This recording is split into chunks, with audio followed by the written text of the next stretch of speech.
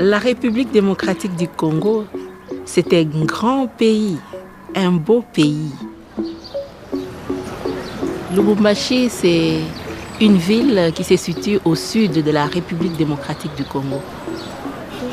La particularité de cette ville, c'est que c'est une ville minière. Elle regorge beaucoup de minerais.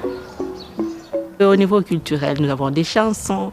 Voilà pourquoi quand on va partout, on dit « Tu es congolais ?» Essaye de chanter « Shikenu wani, anyana kanzani ».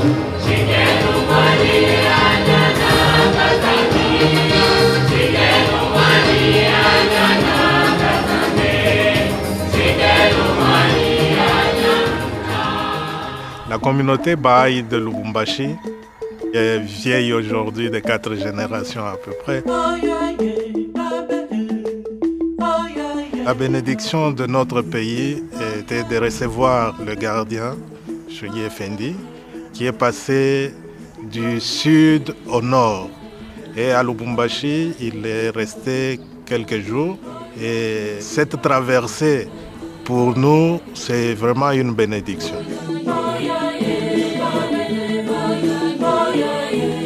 Dans notre groupement de Lubumbashi, nous avons une participation de plus ou moins 9500 personnes dans les activités de base. Les classes d'enfants avec une participation de 3376. Les groupes pour très jeunes avec une participation de 2096. Le cercle d'études avec une participation de 261. Les réunions dévotionnelles avec une participation de 3800 et 292 visites au foyer.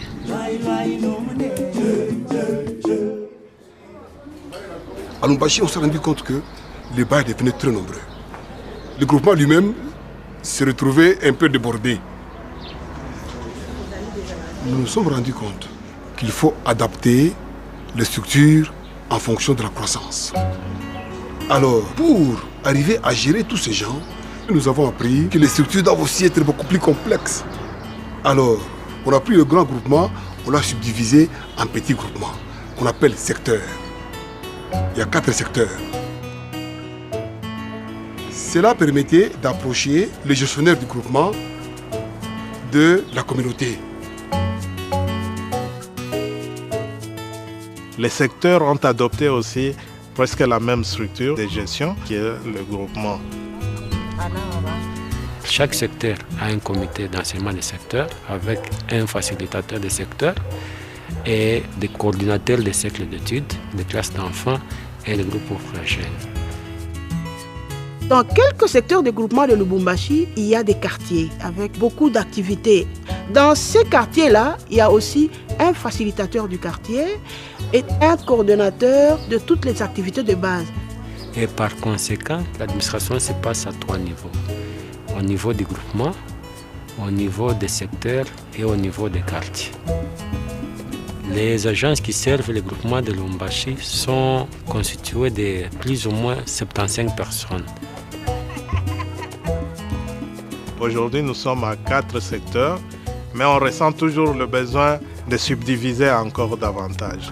Donc ça, c'est l'apprentissage qu'on a compris, qu'il faut être toujours vigilant pour adapter les structures en fonction de la croissance.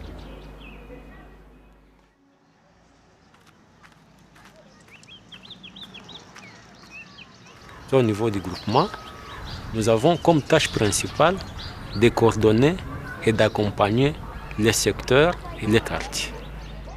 Notre rôle s'articule principalement autour de 3 éléments. Le premier élément d'abord qui est fondamental, c'est l'accompagnement.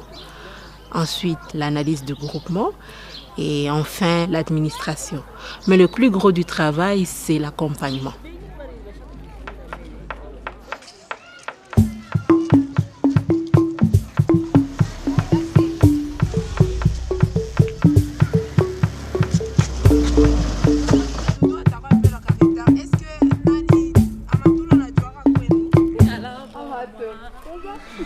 Pour accompagner le coordinateur des secteurs, on discute un peu sur ce travail, comment c'était passé.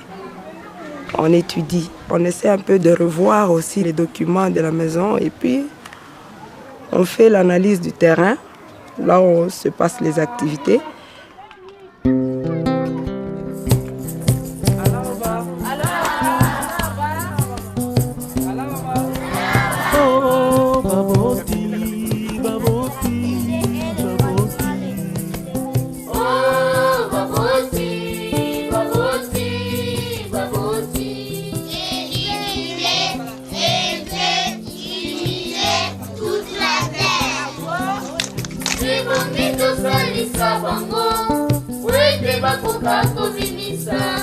Makoki maema motuya mazali katina moko moko. Toujours pas ta difficulté quand il est place ya kudetoura. Difficulté kuni saa ya mvula na kama gumu sana batoto kuikala chini. Atamukiina bilanga baboti liboso bana. Atamukiina zando baboti liboso bana. Binga tena. OK. C'est un jeu de coopération. Les mains sont attachées. Et puis, nous allons voir comment les enfants vont coopérer dans le désert pour s'en procurer de l'eau.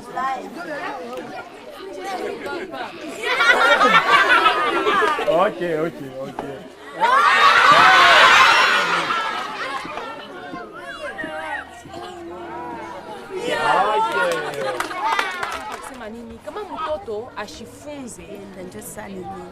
Que nous étudions les écrits ensemble avec les parents. Batoto yangu abakujue kuomba pakulala, batoto yangu abakujue kunilamukia pakulala. Hapa sasa niko naona avant ya kulala banaomba, asubuhi bananilamukia bonjour mama, banalamukia badada yabo na bakaka yabo, njo banatoka nje. Njo ile mimi nashukuru, mimi naona changement. Kunakuwa changement kidogo. Batoto sasa banayua kuheshimia bantu bote tu. Bote ni ba mama, bote ni ba papa.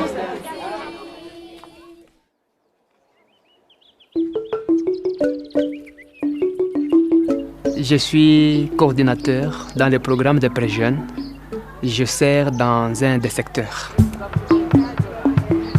Dans le groupement, nous avons un coordinateur qui est en train de nous accompagner, comme nous le faisons aussi pour le secteur vis-à-vis de nos amis animateurs.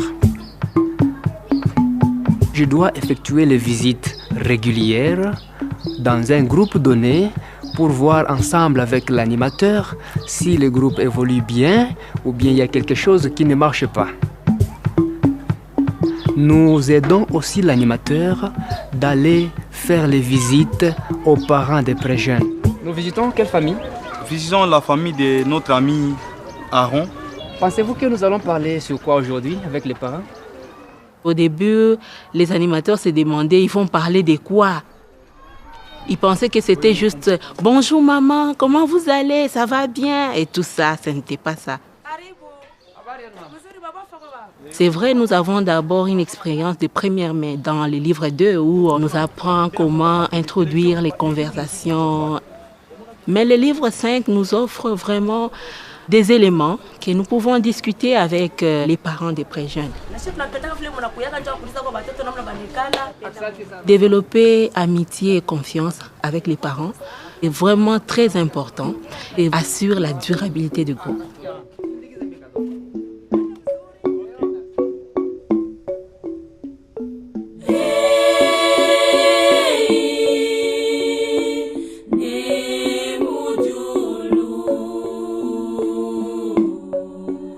À Lubumbashi, beaucoup de pré-jeunes ne sont pas scolarisés. Et ça fait qu'ils errent ça et là et ils adoptent des comportements qu'ils rencontrent dans l'environnement.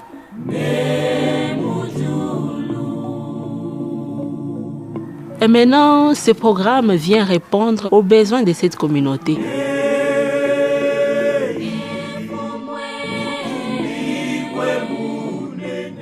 C'est grâce aux concepts qui sont développés, notamment le double idéal moral, comment on se transforme et on transforme en même temps la société, que ces jeunes parviennent à bâtir une structure morale solide dans leur tête.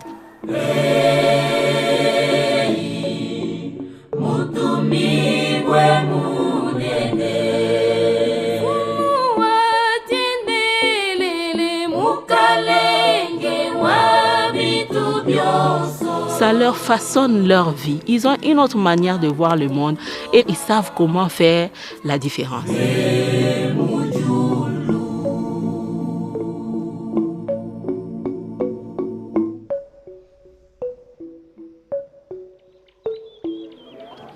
Depuis nilianza kufunda mgrupu Prejene, mambo inaendelea mzuri maisha yangu.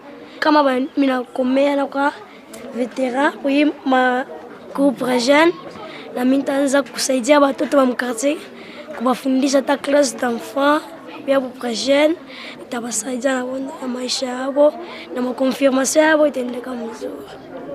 Mimi napenda brise de confirmation juu batonesha comment découvrir ma talent na kufa effort juu Mungu a confirmé. Lueur d'espoir initouché parce que kwa mtoto marpotesha papa wake mais mkonana na bantu alikuwa na espoir. Kuku batoto wengine nabo barpotesha baparents yabo abana na espoir. Donc mimi naambia ule mtoto arifisha papa wake na yeye anaweza kupata la foi. Moi aussi, je comprends que dans la vie, il faut essayer de surmonter n'importe quelle épreuve. Il faut avoir toujours le courage.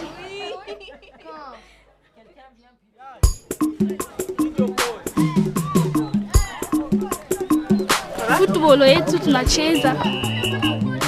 Ina faire partie pour groupe ya Prejene. Mimi naipendaka sana.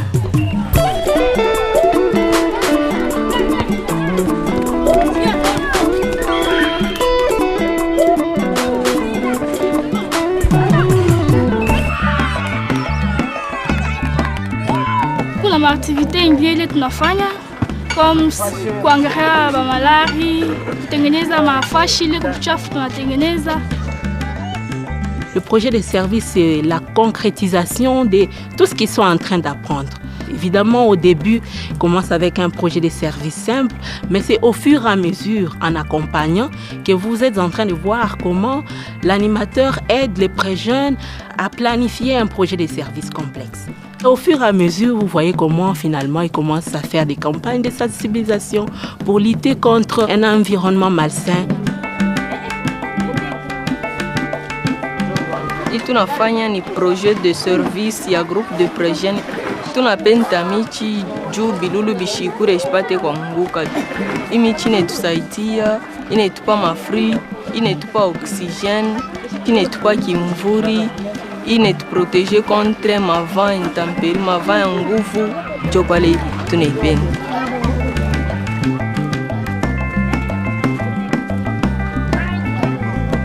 Notre groupe de pré-jeunes a organisé un projet de service. On a sensibilisé les enfants de notre quartier pour venir ici et on les apprend une classe d'enfants.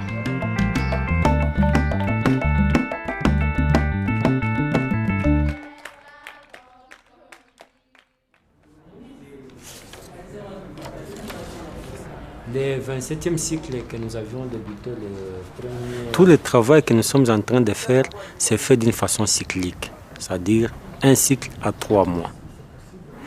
Les 3 mois nous permettent à bien réfléchir et à bien restructurer notre travail. Qu'attendre une année, puisqu'on ne saurait même pas les résultats s'ils sont bons, quelles sont les leçons tirées. Nous savons que le cycle a 2 phases principales. Il y a la phase d'expansion, la phase de consolidation. Il y a aussi une réunion de réflexion qui marque le début et la fin du cycle. Aujourd'hui, on participe à la réunion de réflexion au niveau des groupements. La participation était très élevée. Je pense qu'on a dépassé les 300 personnes. C'est un événement très joyeux et aussi sérieux. On était venu pour faire une évaluation du cycle passé et pour établir une nouvelle cycle. On est en train de réfléchir pour projeter le plan. On voit ce que nous avons fait, les avancées et les défis qu'on doit relever pour projeter notre cycle. Après avoir consulté, on doit maintenant passer par l'action.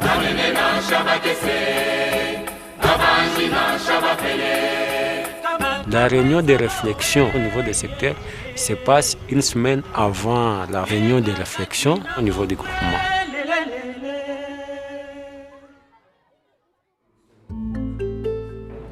Nous avons des réunions institutionnelles qui regroupent toutes les agences du groupement. Et cette collaboration-là est devenue vraiment effective. C'est vraiment important d'avoir l'unité de vision et d'action. Parce que si on est divisé, tous les efforts sont voués en vain. C'est-à-dire que c'est quand on est unis qu'on peut arriver à faire quelque chose. Nous sommes en train de lire périodiquement notre groupement pour avoir la réalité sociale de notre groupement, connaître nos forces, nos défis, nos difficultés et surtout s'appuyer sur les forces que nous avons afin de pouvoir relever les défis que nous avons. Quand elle rencontre des défis, chaque institution de la foi Baha'i ici à Lubumbashi, il ne tarde pas à recourir directement au message de la Maison universelle de justice. C'est comme si la maison connaissait déjà les défis. C'est la raison pour laquelle nous avons donné le message. Donc c'est vraiment merveilleux. La foi Baha'i a révolutionné beaucoup de choses dans la culture congolaise elle-même. Parce que dans cette culture-là, la femme n'avait pas de parole. Mama wakati wa mbele abakwanjeke kusema kumbele ya bwana. Meme kupoze tu question hivi musantre bilikuwa nguvu. Mais hapa sasa ba mama ndio beko na poser ma question ke ba papa. Et maintenant avec le cercle d'études, ça me donne cette courage de parler n'importe où, de parler devant les hommes et de partager ensemble les idées avec les hommes. À l'époque, c'était les hommes et ils n'amenaient pas leurs femmes aux activités. Et lorsque cela a été constaté, on a eu des réunions, des réflexions et les femmes ont dit que ce sont les hommes qui nous empêchent de venir aux activités. Les femmes aujourd'hui, elles sont à toutes les activités et c'est elles qui soutiennent pratiquement les activités de la communauté. Un autre point qui était un défi, c'était la consultation en famille. Les femmes disaient que les hommes les informent, ne consultent pas. Et les hommes disaient que lorsqu'on démarre une consultation, les femmes veulent seulement que ça soit décidé ce qu'elles aiment. Les efforts sont en train d'être faits par les amis et on les voit à travers l'unité qu'il y a dans chaque famille. Moi, je suis une mère de famille. J'ai beaucoup d'enfants, 6. Pour gérer notre temps comme coordonnateur, il y avait beaucoup de défis. Mais avec le processus de l'Institut, on a vu que les maris, ils encouragent leurs femmes. Et les femmes aussi sont encouragées par les autres femmes là, qui ont commencé déjà à entrer dans le processus de l'Institut. J'ai 7 enfants et je suis coordinatrice du groupement, des groupes de prêts jeunes. La foi nous a vraiment aidés, nous a donné tous les outils, nous a montré comment planifier notre temps et on ne doit pas fragmenter. Et on nous dit que le service doit être au centre de la vie de tout un croyant.